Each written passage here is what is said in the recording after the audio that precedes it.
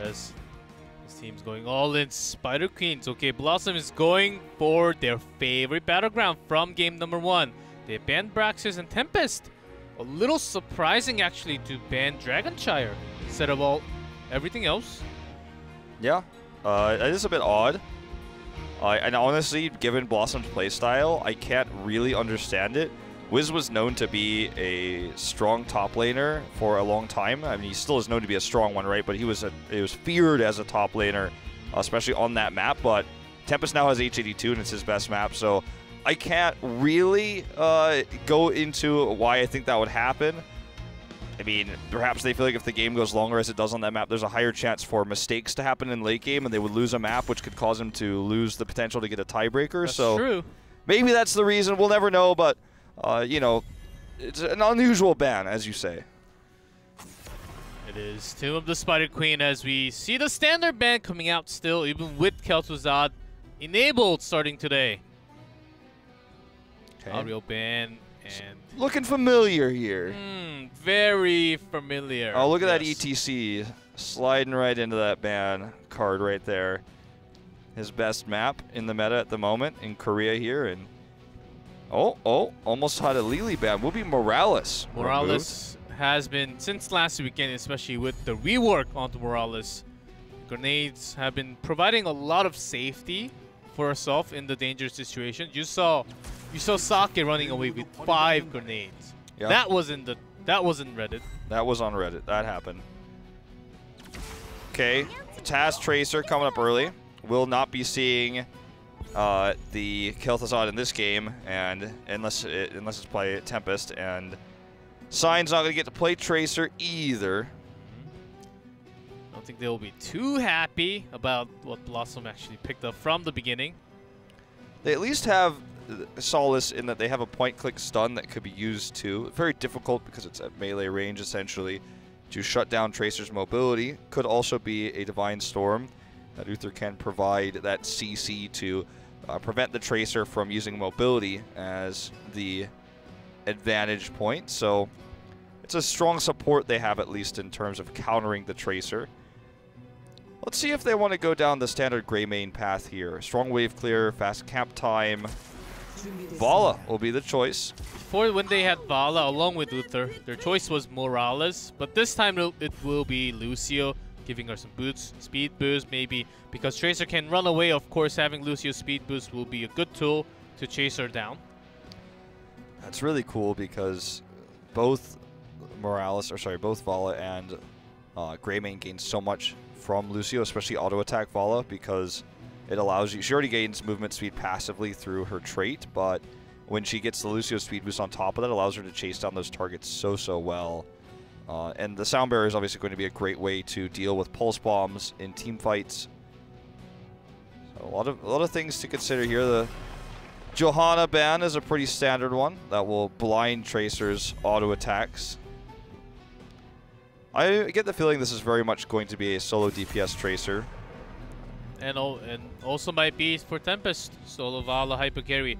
I was actually thinking a little bit of Johanna going towards BlossoM instead, and countering all the Vala's auto attacks with the blind, gaining some wave clear along, having the CC, because I think they will need.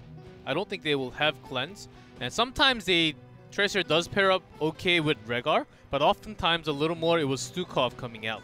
So in that case, they will not have cleanse. So I think Johanna could have been a great option, but it is already banned. Yeah. I think that the Stukov point you make is a good one. It's something that is really strong on this map because of the short distance between lanes, how much he can gain from Lurking Arm. But with a Tracer comp, I think that the Stukov isn't going to gain much from his bio kill switch because of Tracer's low health pool. I'd rather see, honestly, something like a Kharazim here.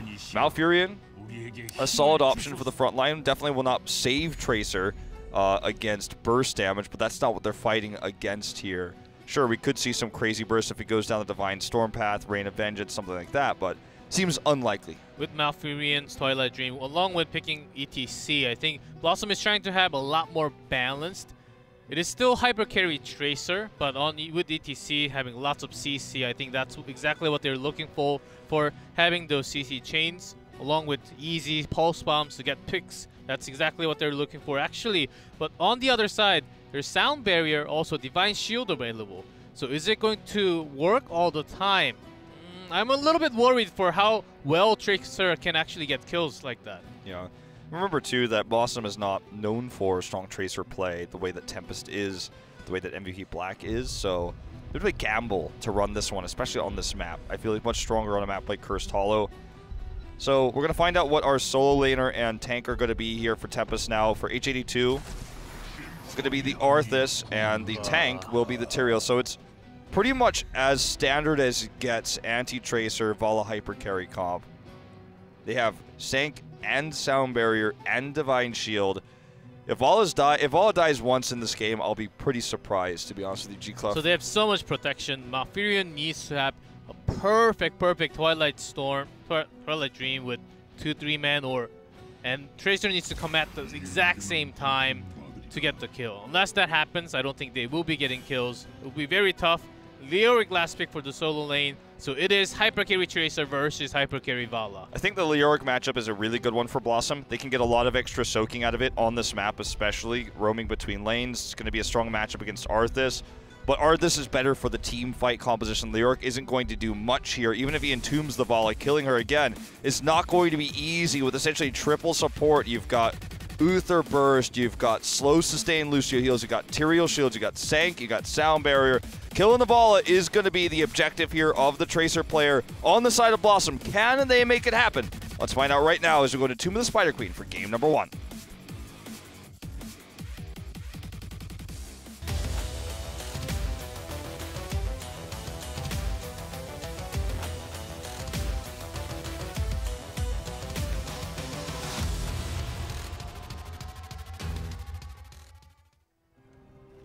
In blue, Team BlossoM. Wiz on Leoric, Gondar on ETC, Mora on Tastar, Dudu on Tracer, and No Chat on Malfurion. And in red, Tempest, Hide on Luther, Honkana on Lucio, Lockdown on Vala, Sign on Tyrael, and H82 on Arthas. So this game will certainly set the pace in the series, I think, in terms of whether the hyper carry on the side of Dudu versus Lockdown is going to be the victor. And right now in Korea, this is the meta, so obviously everyone has seen this in Europe before, but this is the case in Korea as well, and it becomes this really long team fighting composition where, because no one is willing to run burst, it ends up being this long fight where eventually out-sustaining your opponent is sometimes what wins you the game, wins you the fight, which could lead to winning the game. That's why Morales' long sustained healing is such a big problem. That's why he's often banned. That's why Lucio is so highly prioritized, because of his long sustained healing doesn't require mana. We'll see a lot of fights where Malfurion and Tastar are out of mana, and so Tempest wins the fight. That's my prediction going into this game.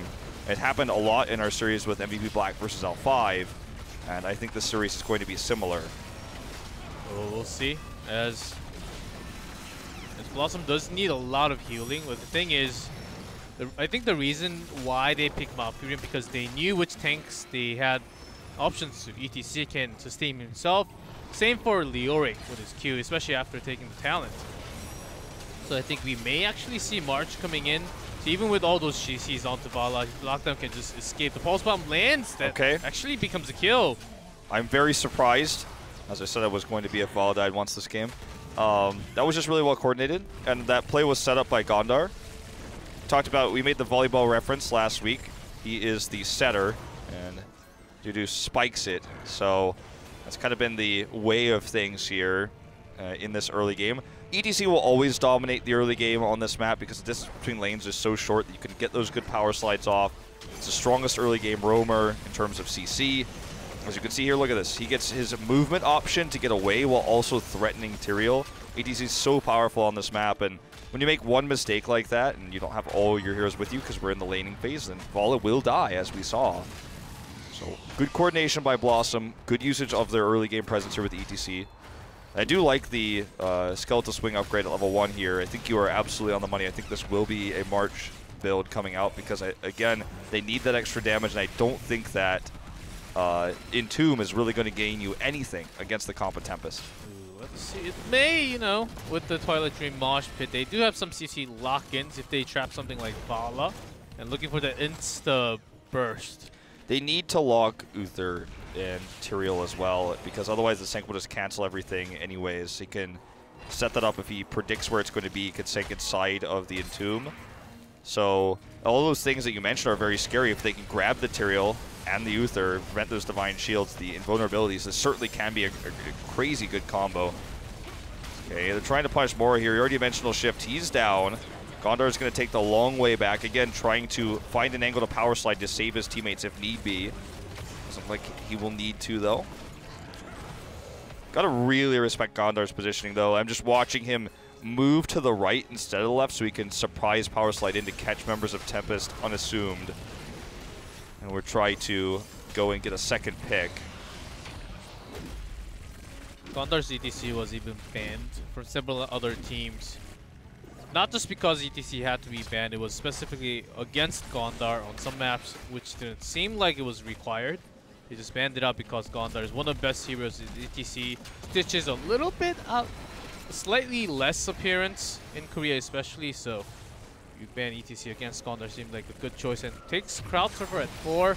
Does want to go over the terrain with the power slide now. Yeah, and this is really strong on this map as well. Okay, look at this. Another move by him. Unfortunately, does power slide lockdown out of the route. That could have actually been a kill. Still will be, actually, as it turns out. He did get rooted right before, yeah. I think that's exactly the timing that he was looking for. Nice place by Dutu. I was not really surprised. I was not really impressed, to be honest, for his last 4 plays. He does have 75% win rate on Tracer.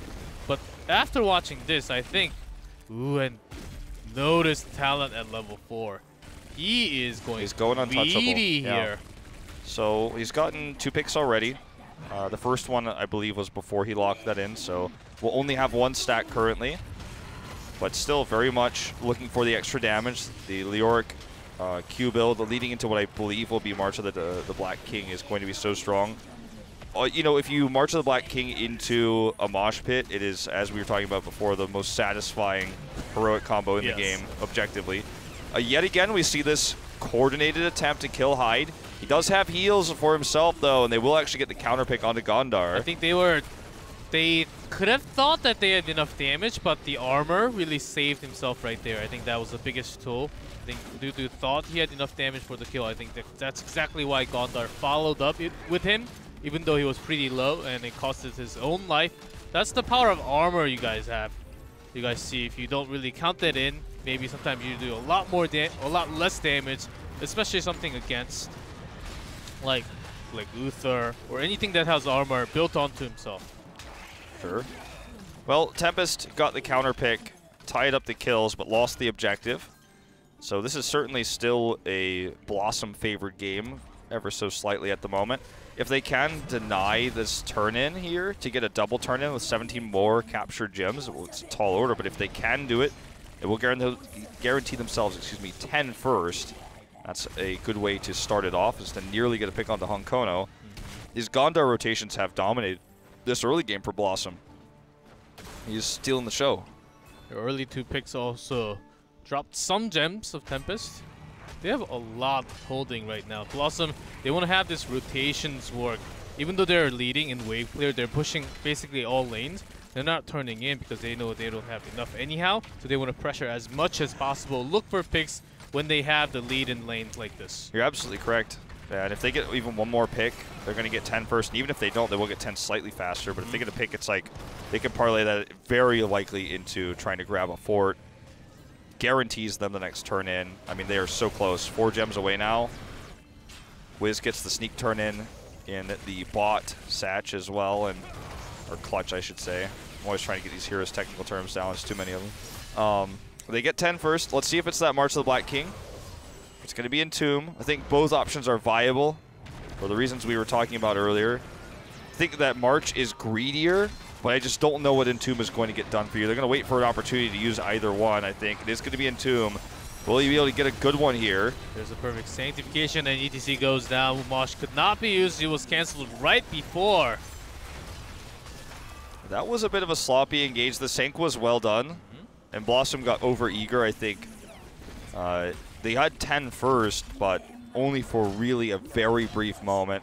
This will now give the Web Weavers over to Tempest. And for that moment, it was tough to engage. The sanctification was locked in and dropped ASAP right there.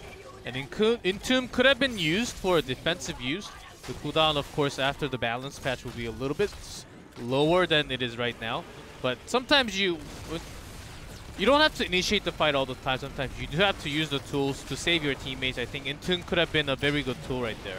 Yeah, I thought that's why he locked it in, right? But because he was holding it, but didn't actually commit until the fight, but then didn't use it right away. Only a few different things that went a little bit wrong for BlossoM. The Sank would deny all the combos they were trying to set up for, which is why he used it so early. I think Sign just showing his genius on this hero again.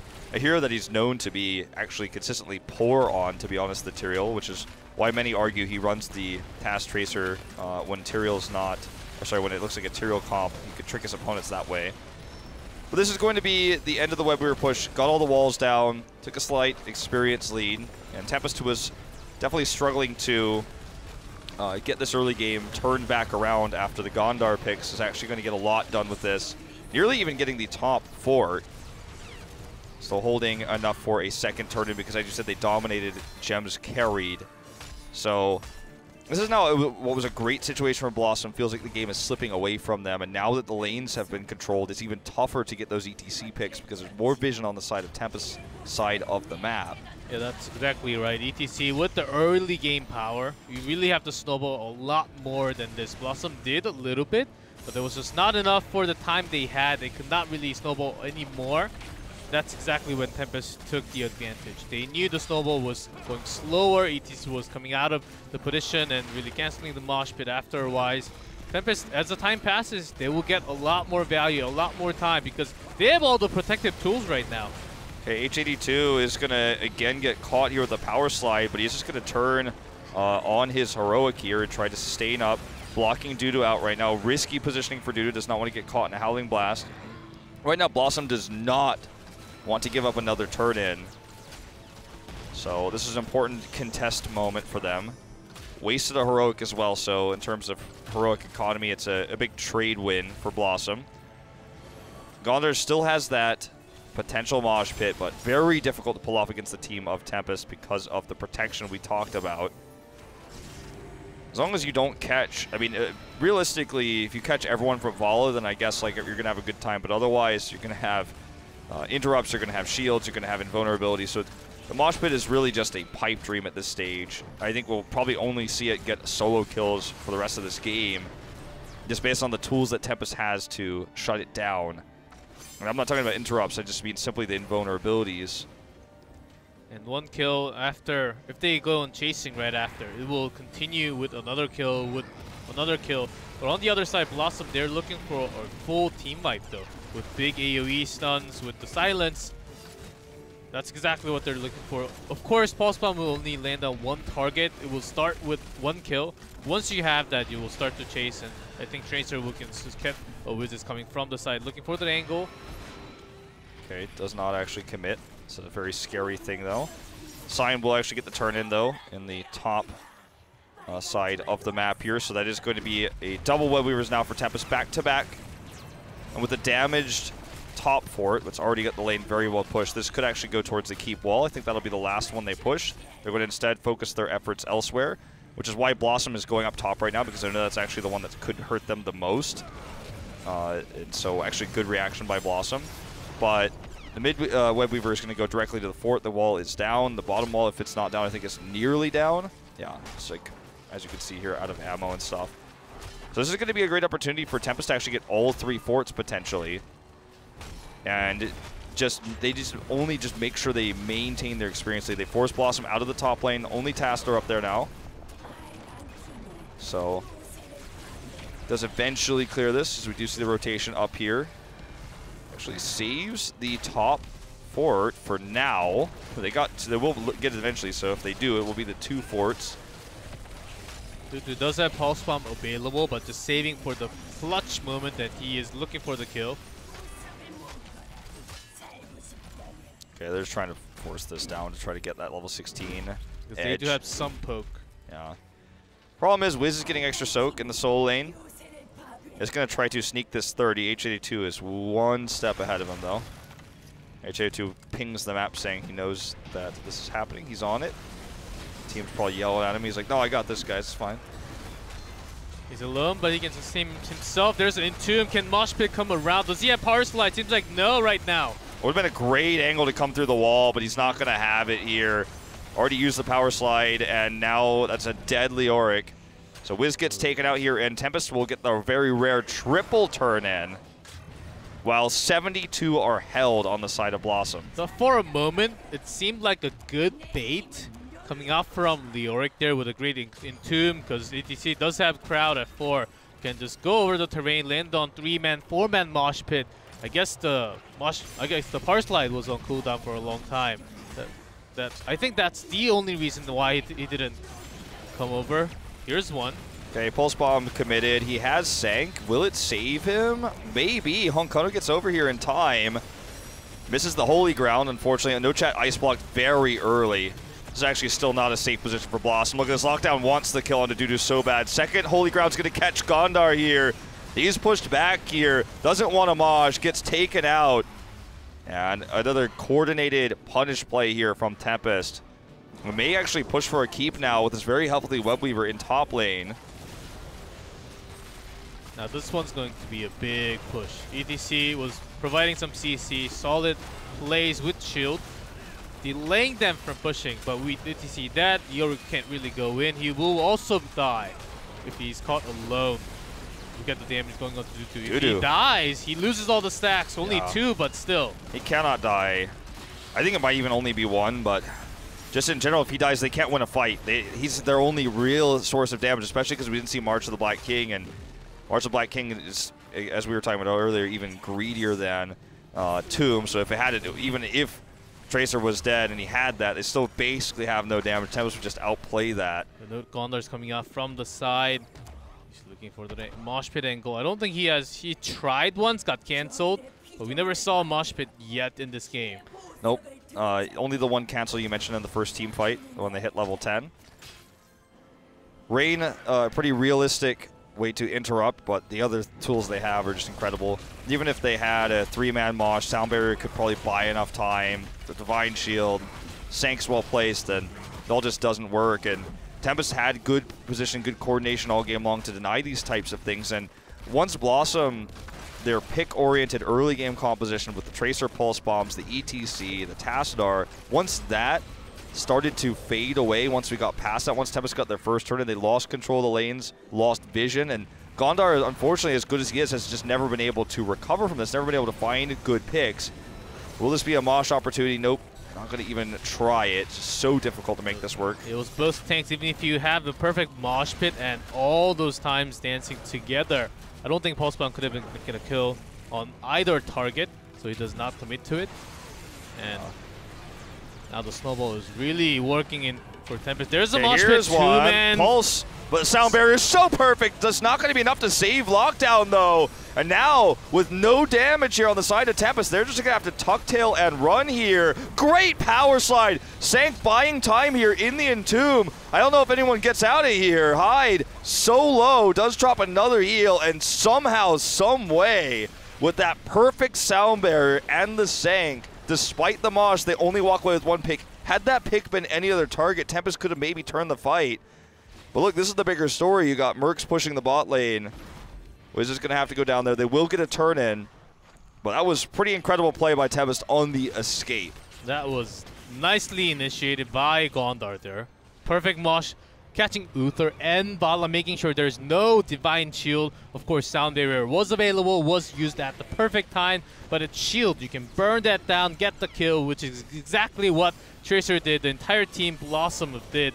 And without Fallout, Tempest does not have damage. Also, with the Entomb, draw out Sanctification. Now that's on cooldown for 44 more seconds. Entomb will be back in 15. Now that's a good trade if you say. Oh, absolutely. And now they have an opportunity to, because of the way the comeback experience works in this game, try to get 20 first, perhaps take a keep wall. Oh no, lockdown's pulse bomb! And there's no support heroic here. Honkono does not drop the sound barrier. How does this keep happening? This is the third time this game he's been picked like this. Oh, look at the power slide and the face smell. Even H82 seems he's going down very soon. There's Twilight Dream connecting onto multiple targets. Honkono does have sound barrier, but doesn't think he'll need to use it here. Webweaver's going to get this wall down. As mentioned, all 3 forts are down. Look at BlossoM go from 18 to 20 in about 10 seconds flat. They are going to get 20 first because of that comeback experience. Just how this map works. And now they've got 20. And ETC not even holding in his heroic. We'll see some power sliding happening here. Maybe I think they want to go pushing in. Maybe not for the moment right now. It looks like they want to try to go over here and just grab the double keep, the safer play. Following that up for 5 seconds. Lockdown is needed here to stave off this push. Committing to the Storm Shield, actually, very early is no chat. Ooh, Mora alone caught, and actually, this will be on a long cooldown. Twilight Archon seems to be needed in the next team fight, though. Mora got a little bit greedy there. Okay, here's the turn ends. Going to be another Webweavers, so double here for BlossoM. Tempest will have 20. They got the keep advantage, and so moving forward, that's a way they can use this next Webweaver to try to be ultra safe. Yet at the same time, if they kind of poke top, force everyone back, and get a catapult or 2 mid, they could rotate in to try to core. That's why Tempest is clearing these catapults mid first before they rotate to deal with the Webweavers that are now crashing down the lanes toward their base. Ooh, Tempest hit 20 and they're even now. But they're down in structures, and mid lane they're down in keep, and it will do directly damage to the core. BlossoM now pressuring in. There's the wall coming out from Dudu's positioning very aggressive here. Very, very aggressive. Sign does use Hardened Shield though. She's struggling to get out of here. He's rooted. Has to sank. Alone, and Pulse Bomb will miss though. Gondar is cancelled. Nicely done by Lockdown there. Oh man, and that sound barrier was so well timed. No chat's the first to die here, and it looks like this could just be a slaughterhouse. Honkono does survive here. Dudu's doing what he can. Gondar does with his new Mosh here, and Torvus move into the double. Will it be enough? Honkono does bring everybody back up with Amp It Up here. Sign survives. But meanwhile, Lockdown was doing free damage. Same for Dudu, but he goes down without the Tracer. BlossoM cannot do any damage. Wiz alone trying to do what he can with the Entomb, but just not enough. And that is going to be that. Gonna walk across the map now, take down a keep. They will need to leave someone to deal with the catapults. Looks like, actually, Tyrael's heading back. It's like I think he's checking Leoric's position there before heading. The core is actually taking damage, like he needs to clear this. Okay. That was a scary moment there. They're gonna take the keep. Can they threaten core here? I don't think so. They don't have Sanctification. With this, they just need to back off, so they've evened up keeps now. Looks like they want to make a boss play. Sank's up in 25. This is a risky move, but I think they have just enough time to do it. My worry is I think somebody needs to go home and defend those catapults. Sign is going to be the one yet again. Because he does not have Sank for 13 more seconds. So this is so scary, man. ETC's coming over. They need to clear this ASAP. A little bit, but without the Tracer, I think they can. They do have the tools, but Holy Ground, I think that's exactly what Tempest needs right now. They're going all in. Twilight Archon is pop for Mora. He has to shift away with the Ice Block. Sanctification is available. Sign's headed right in already here with the Holy Ground. Silence comes in. He can't use it. He can't use it. Okay, Mosh Pit. Where's that Sank? There it is. Kaori is going to be under attack by Catapult soon. They do get the boss capture here, Tempest does. Wiz is going to get taken out. They're on the chase here. Looks like this is still a win here for Tempest. As long as they can defend the Catapults, this should be game winning for them. Someone will need to go and deal with that. Yet again, it is going to be Sign. Tastar looking for the split push mid. Archon already canceled, so this shouldn't work. Oh, I spoke to Zen. I thought the Archon was canceled. But here alone, it's not going to happen. ETC's down on the other side of the map. And the boss is pushing. That's what matters. Vala is still alive. That's the thing. Due to maybe he can try to build up a pulse bomb, try to get a kill to delay what's happening on the other side, but seems like that's unlikely that's going to happen as he falls down too. This will be game going to Tempest as it was a close game number 1. Certainly was, and the 75% win ratio for Dudu's Tracer will plummet tonight, but again, we have to give respect. I mean, the early game, Gondar and Dudu, they owned the map. It belonged to them. They got those 2 opening picks. And the consistent Tracer pulse bombs we saw onto Lockdown after that are, you know, some reasons why we have to really give respect now to Dudu's Tracer. This is the first time he's been able to find this much success against a top 3 team in HGC Korea with it. So very impressive play overall from BlossoM. Did not expect that game to be as close as it was. And there were certainly moments in that game that Tempest could have lost. I mean, they were very much mortal. Yeah, ETC map controlling in the beginning, early game was insane. I gotta say, Gondar's map pressure in that Spider Queen, I think that's exactly why it's their favorite map too. They could have snowballed a lot more from the beginning, could have been a lot better. And later on, they had some chances, but great tools onto the other side to cancel those big mosh pits. If that landed even few more times, I think BlossoM actually could have won game 1. Yeah, I think absolutely, man. And the tour bus was really well used. I think, you know what? I think actually the MVP of that first game, if I could speak frankly, was Honkono. He had one weird move in the early game, but otherwise, his sound barriers was like mid-game. It was like the second time Lockdown died to the pulse. Maybe he just decided it was not worth the trade for Heroics because you get the pulse faster. But his sound barriers won them the game, I think. The boss fight, all the fights in the mid-game, the saves that we saw, the Sanks were good too, but the sound barriers, I think, were really well timed. And you know, we talked about this a lot. Why are people picking Lucio so much? You know, you've talked to a lot of pros. We talked about this a lot last week, but it's like a longer Sank. A lot of people are saying you can move in it. Everyone's mobile, but it lasts such a short period of time. So that timing is so important. It's not just to cancel the Sank. They also have sanctification. So if you have double the Sank and one of them, you can actually move along when you're protected with the shield. Then Lockdown will be happy to just go around to free damage. And even with the boss control, they had Tyrael, but the funky choice was to actually send Tyrael back. I'm not the biggest fan on that choice because they needed Holy Ground to take that boss control. That was risky. And he came back just in time. That was very risky indeed. They took the risk because they thought there was 2 ways. There's 2 schools of thought actually about this. Because one way is the way you describe, right? You need the Holy Ground. You send Tyrael. You send someone wave clear you back like Vala to clear it. But the problem with that is then you don't clear the boss quickly. So they were like, I think we have exactly enough damage to clear this boss before they get there, so we won't need the Holy Ground. That's what they thought, but they miscalculated. That's why he had to come back. But otherwise, they could have tried to keep him there and then win the fight with the Sanctification. But they thought that they would clear it fast enough, I think, and they were a little bit wrong, but Tyrael did come back just in time and did just enough damage to the catapults where the minions cleared it. It was like, that was a really tense, seesaw right there. Because Dudu was still dead for that time. He was on timer, and with the blink, he came in at the late part of the team fight, but I believe the team fight was already over. Boss taken by Tempest by Tracer was there, so great choice and decision making by Tempest. It seemed a little bit funky, but at the end it all worked out. They got the boss, they got game number 1, and I wonder where they're headed off to game number 2. Oh, that's a good question. We don't have the answer just yet, but if I had to be a betting man, I'd say Sky Temple. Nope.